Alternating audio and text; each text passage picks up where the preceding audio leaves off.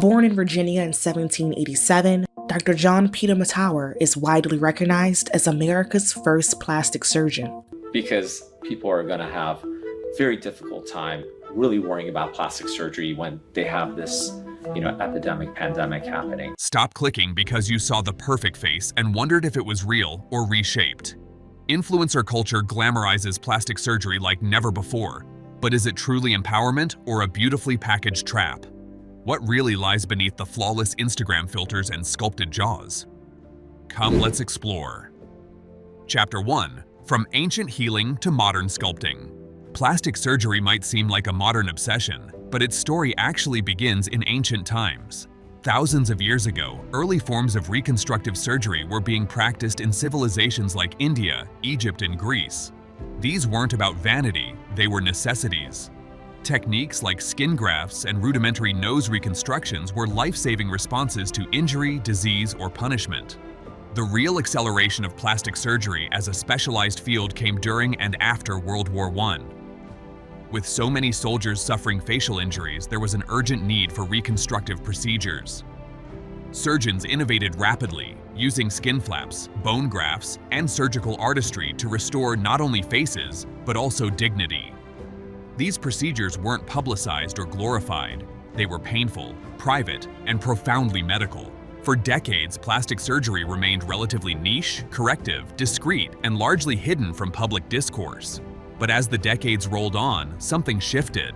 It wasn't just about fixing what was broken anymore. It became about perfecting what was already fine. Surgery began moving from the shadows of necessity into the spotlight of desire. And that's where the story really starts to change. Chapter 2. When beauty became a brand. Fast forward to the 2010s, and beauty took a hard turn. No longer was it merely about individuality or enhancing natural features. It became industrialized. The rise of social media, and with it, constant self-presentation, turned beauty into a performance. And plastic surgery? It became the costume. Suddenly, every face started looking the same. Sharp cheekbones, hollow cheeks, oversized lips, dead eyes, and razor jaws is a haunting phrase that perfectly captures the eerie, emotionless symmetry of surgical perfection. What was once rare and corrective became a consumable trend. Plastic surgery became seasonal, just like fashion. One year, everyone wanted big lips and contoured noses. The next, it was cat eyes and buccal fat removal. These weren't medical decisions, they were aesthetic statements, often driven by what was popular on Instagram or TikTok. Yet, this trend chasing came at a cost: big money, serious health risks, and weeks, sometimes months, of recovery. But influencers made it all look so effortless, like ordering a new outfit or switching hair color, that that's no coincidence. Chapter 3. Swindlers or patsies. Here's the unsettling truth. Influencers are at the center of the plastic surgery boom. Whether they know it or not, they are marketing machines for the beauty industry. The line between personal transformation and strategic advertising has become almost invisible. Take Marc Jacobs, for example. In 2021, the fashion icon documented his deep plane facelift recovery on Instagram. With swollen cheeks and bandaged skin, he peeled back the curtain on the surgical process and earned applause for his honesty. But that honesty was also a marketing strategy. His surgeon, Dr. Giacono, celebrated the exposure as an excellent promotion. And why wouldn't he? The before and after buzz alone was enough to send potential clients flooding in. Kelly Ripa joined the chorus too, praising her Botox injector publicly and even including them in her memoir.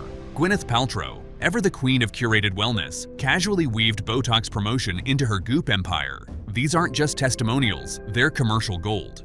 And then, of course, there's the Kardashian family, walking, talking, brand-building billboards for aesthetic medicine. Kourtney Kardashian, often the more private of the sisters, has publicly shared her visits to Dr. Jason Diamond, a well-known name in the cosmetic surgery world, particularly for hair loss treatments. Kim Kardashian, the family's most influential figure, frequently showcases her experience with Morpheus 8 treatments, a minimally invasive skin-tightening procedure, and tags Dr. Ghavami in the process. Australian rapper Iggy Azalea, for instance, has also been connected to Dr. Ghavami, further reinforcing the doctor's credibility and creating a sense of shared elite experience among the celebrity class. Khloe Kardashian, often scrutinized for her physical transformation, has been candid about her rhinoplasty, attributing it to Dr. Raj Kanodia. Then Kylie Jenner, who arguably kicked off an entire generation's obsession with lip fillers, got her first injection from Dr. Simon Orion.